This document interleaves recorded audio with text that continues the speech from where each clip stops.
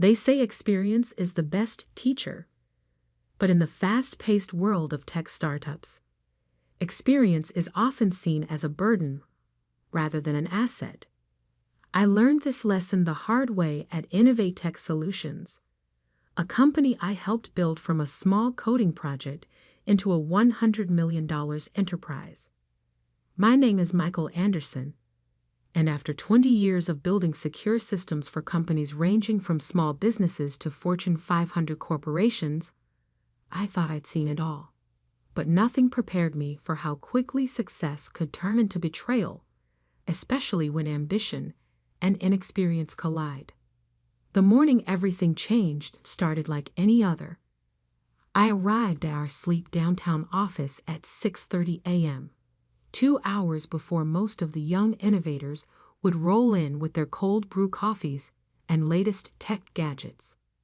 The early morning hours were my most productive time, when I could review code without interruption and catch potential issues before they became problems. That particular morning, I was reviewing the architecture for our new cloud security platform, a project that had consumed the last 18 months of my life. The system was my brainchild, built on 2 decades of understanding how hackers think, how systems fail, and most importantly, how human error can compromise even the most sophisticated security measures. Early as usual, Mike. I looked up to see Marcus Davidson, our newly appointed technical director, leaning against my office doorframe. At 32, Marcus represented everything the modern tech world worshipped: young, ambitious, and absolutely convinced that newer always meant better. He joined us 8 months ago, brought in by our venture capital investors who wanted fresh perspectives in the leadership team. Just reviewing the security protocols for the cloud platform launch, I replied, turning my monitor slightly so he could see the complex diagrams I'd been analyzing. I found some potential vulnerabilities in the new authentication system. Marcus's perfectly maintained smile tightened slightly. The authentication system that my team designed. Yes, I said, pulling up the relevant code. The biometric verification process has a blind spot. Under certain conditions, it could allow. Mike, Marcus interrupted, his tone shifting to what I'd come to think of as his mentoring voice, despite the fact that I'd been coding before he was in grade school. This is exactly what we need to discuss. Your constant concerns about security vulnerabilities are slowing down our development cycle. I leaned back in my chair, already knowing where this conversation was heading. We'd had variations of it several times over the past few months. Marcus, rushing to launch with security flaws cold. Could what? He cut in. Could make us miss our window. Could let our competitors beat us to market. Because that's exactly what's happening while you obsess over theoretical vulnerabilities. I took a deep breath, reminding myself that Marcus, despite his position, was still learning. These aren't theoretical. Last week alone, 3 major tech companies faced ransomware attacks that could have been prevented with proper. Those companies were dinosaurs, Marcus scoffed. We're different. We're innovative. We're agile. Speaking of which, he straightened up, adjusting his designer glasses. The board would like to see you in the main conference room. Now, something in his tone made me pause. I'd been in tech long enough to recognize when things were about to go sideways. I saved my work, locked my computer, and followed Marcus to the conference room, noting how he seemed to be almost bouncing with barely contained energy. The conference room was already occupied. Eleanor Hayes, our CEO, sat at the head of the table, flanked by 2 men in expensive suits, our lead investors. Sarah from HR sat in a corner, a folder placed neatly in front of her. None of them met my eyes as I entered. Mike, please have a seat, Eleanor said, gesturing to the chair directly across from her. As I sat down, I noticed a document already placed at my spot. The title read Separation Agreement. I'll cut to the chase, Eleanor began, her voice carrying the practiced neutrality of someone delivering bad news they don't personally regret. Innovate Tech is moving in a new direction. We need to stay competitive in an increasingly aggressive market, and that means embracing new methodologies, new perspectives, new blood. Marcus added from where he stood by the window, not even trying to hide his satisfaction. I looked down at the separation agreement, then back at Eleanor. The cloud platform isn't ready. The security systems need. The security systems are fine, Marcus interrupted. More than fine. They're revolutionary. What they don't need is constant modification based on outdated threat models. Eleanor held up a hand to silence Marcus, though I noticed she didn't disagree with him. Mike, you've been valuable to Innovate Tech. Your experience helped us get where we are. But technology is evolving, and we need to evolve with it. We need to move faster, take bigger risks, make bigger mistakes, I suggested quietly. One of the investors, Thompson, I remembered, cleared his throat. Mr. Anderson, we're prepared to offer a generous separation package. 6 months' salary, health benefits through the end of the year, and a positive reference for future opportunities. Though at your age, Marcus added with a smirk, maybe it's time to consider retirement. Let the next generation take the reins. I looked at each face around the table. Eleanor, carefully maintaining her professional mask. The investors, already checking their phones, considering the matter settled. Sarah from HR, slightly uncomfortable but resigned. And Marcus, practically glowing with triumph. None of them knew. None of them understood what they were about to do. The platform launches in 2 days, I said, keeping my voice level. You might want to reconsider the timing of this. The platform is ready, Marcus declared. My team has run every possible test. The beta results are exceptional. We're pushing it live at the board presentation on Friday. I thought about the security protocols I'd been reviewing that morning, about the backup systems I'd quietly put in place over the years, about all the lessons experience had taught me about how systems fail and how people fail with them. I see, I said, picking up the separation agreement. And you're sure about this decision? Absolutely, Eleanor replied. It's time for Innovate Tech to embrace the future. I signed the document without another word. Marcus looked almost disappointed. He'd clearly been expecting an argument, maybe even hoping for one. Instead, I stood up, straightened my jacket, and headed for the door. Security will escort you to clear out your desk, Sarah said softly. Company policy. I nodded, then turned back to face the room one last time. A piece of advice, if I may. Experience isn't just about knowing what works. It's about remembering what failed and why. Good luck with the launch. Marcus snorted. Save the cryptic warnings, Mike. Your 20 years of experience means nothing in today's tech world. We'll show you how real innovation works. I smiled slightly as I left the room, already doing the mental calculations.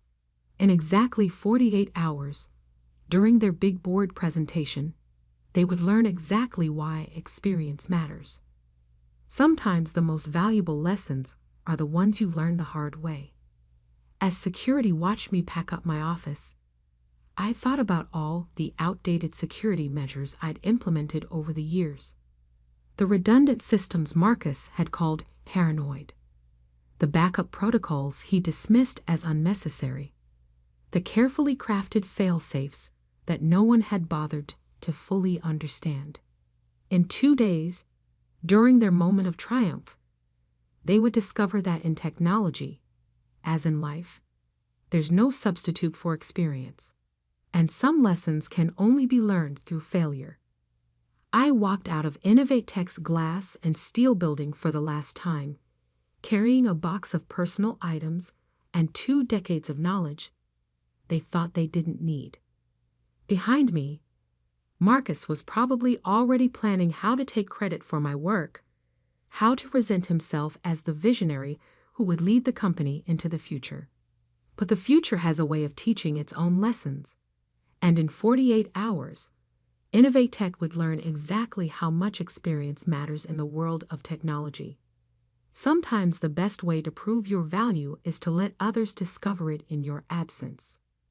As I loaded my box into my car, I couldn't help but smile. The countdown had begun, and I didn't even need to do anything. The system would do exactly what it was designed to do: protect itself from inexperienced hands trying to modify what they didn't understand. The next 2 days would be very interesting indeed. The next 48 hours passed slowly.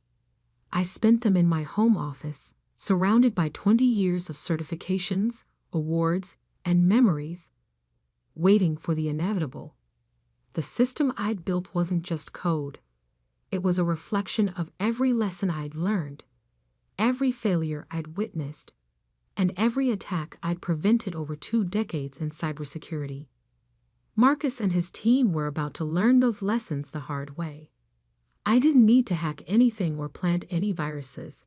I didn't need to sabotage their launch.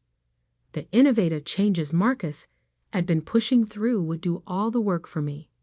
Sometimes the best revenge is simply letting people face the consequences of their own decisions. The morning of the board presentation, I received a text from Patricia, one of the senior developers who'd worked with me for years.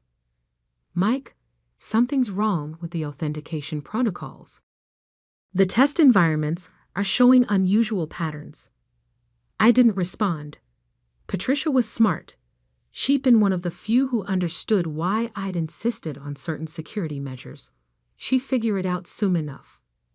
Another text came an hour later, this time from David in System Operations. "Marcus is modifying the core security protocols for the demo. Says he's streamlining them. Things are getting weird." I could picture it clearly. Marcus, confident in his innovative approach, making last-minute changes to impress the board, probably removing what he saw as unnecessary security layers, bypassing what he considered outdated protocols. Each change would trigger subtle cascading effects throughout the system, effects that wouldn't become apparent until it was too late. At precisely 2 p.m., I opened my laptop and connected to Innovate Tech's public dev blog, where they'd be streaming parts of the board presentation. Marcus's face filled the screen, standing proudly at the podium in an expensive suit. "Ladies and gentlemen of the board," he began, practically glowing with confidence, "today marks a new era in cloud security. Our revolutionary platform represents a complete departure from outdated security models." I glanced at the system monitoring dashboard I still had access to, not through any backdoor, but through the legitimate admin credentials they'd forgotten to revoke. The warning signs were already there: unusual traffic patterns, escalating system responses, security protocols activating in sequences Marcus couldn't possibly understand. "Our innovative approach," Marcus continued, "eliminates the bureaucratic layers of traditional security while providing unprecedented protection." A small alert appeared in the corner of my screen. The system had detected unauthorized modifications to core protocols.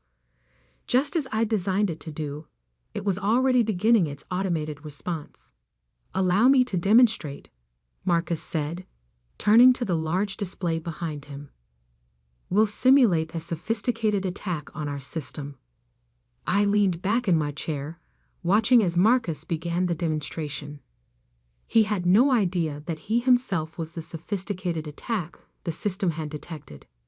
Every streamlined change he'd made, every innovative bypass he'd implemented, had been logged and analyzed by the deep security protocols I'd built into the system's core. The first sign that something was wrong came when Marcus's demo account was suddenly logged out. "A minor glitch," he said, his smile tightening slightly. "Let me just—" His second login attempt triggered the secondary security response.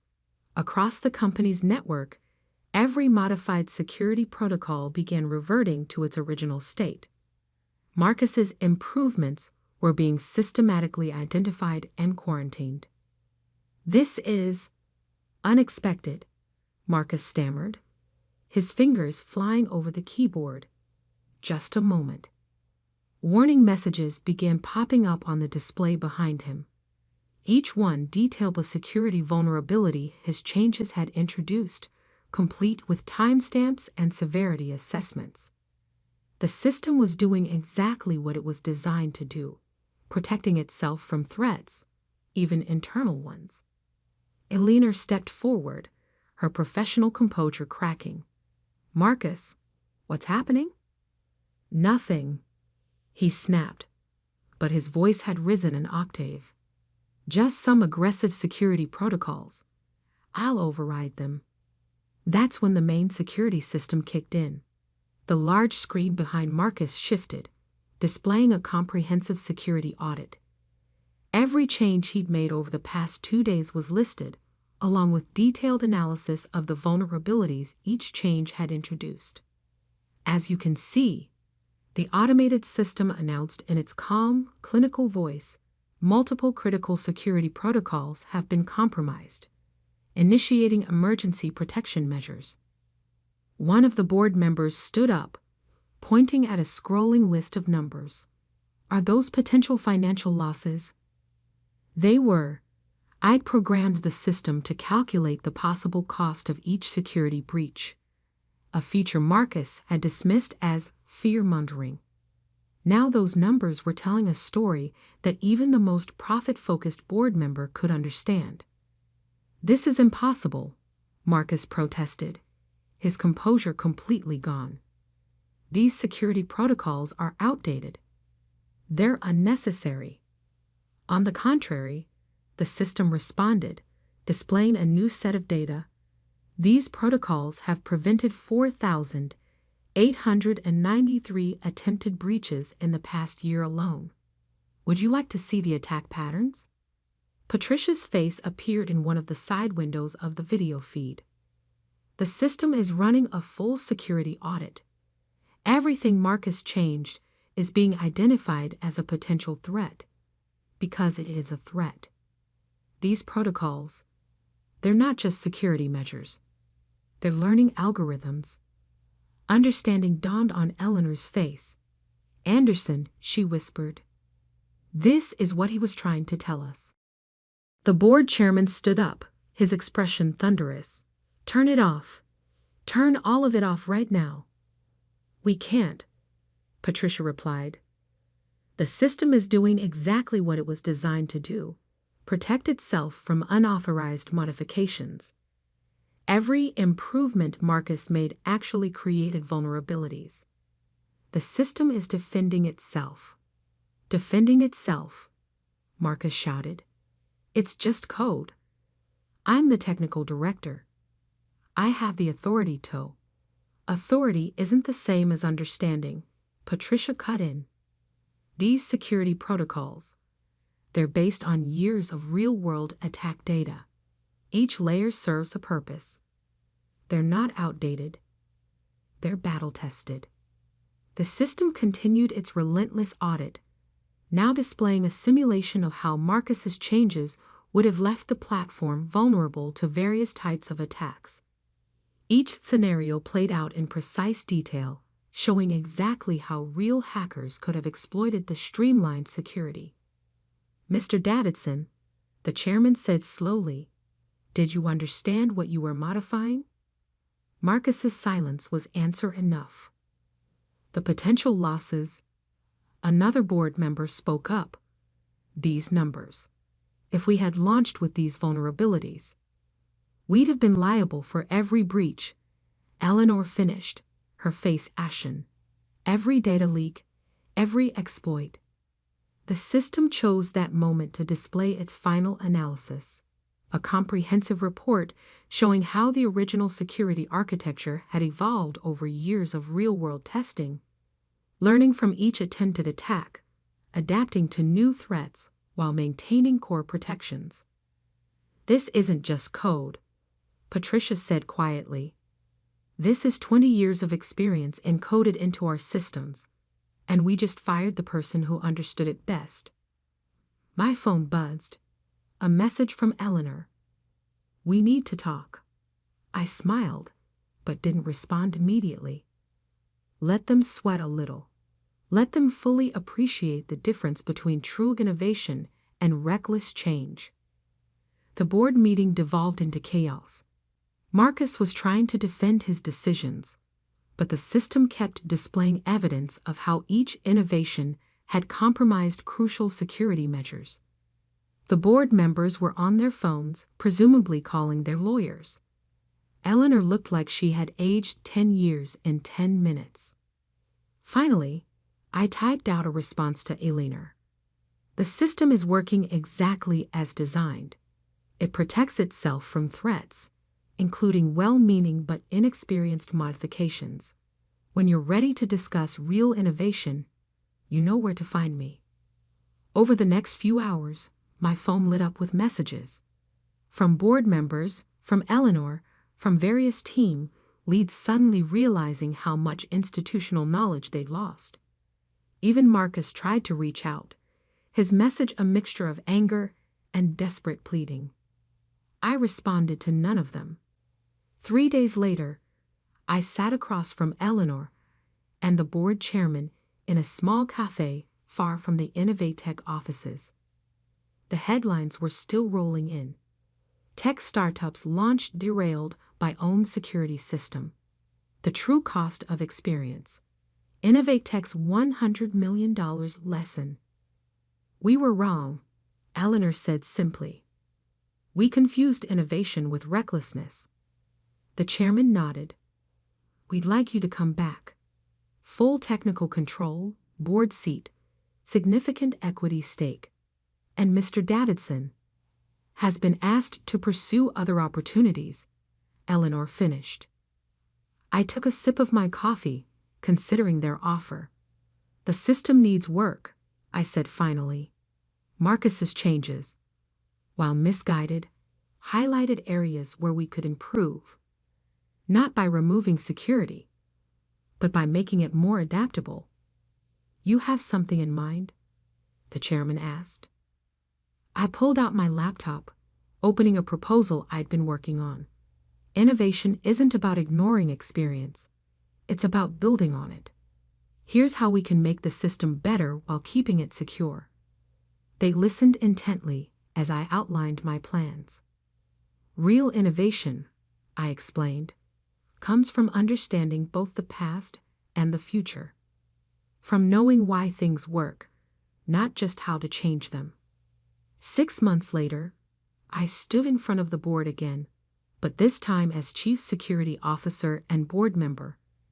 Our platform had launched successfully, incorporating both robust security and genuine innovation. Marcus' replacement, a talented developer who understood the value of experience, had helped me implement improvements that made the system even stronger. The lesson wasn't lost on anyone. In the fast-paced world of technology, it's easy to dismiss experience as outdated knowledge. But true innovation isn't about discarding the past.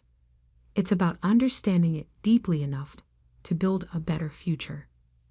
Sometimes the most valuable feature of any system isn't its cutting-edge technology or its innovative design.